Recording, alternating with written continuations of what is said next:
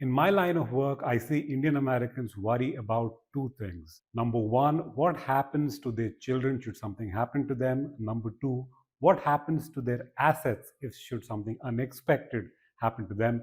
That's why I'm hosting a webinar called Estate Planning for Uncertain Times. It's completely confidential. The cameras are off. Nobody else will know who's attended the call, so they don't know each other. You can feel free to ask questions. We answer these questions for you. An important thing to keep in mind is that this webinar is only for Indian Americans in Texas and not for any other state. The list of people who will be attending will be curated. We'll be talking about the difference between a will versus a trust. We'll be talking about guardianships.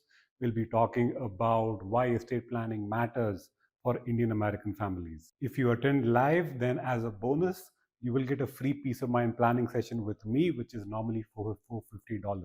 If you'd like to register, the link is in the comments below.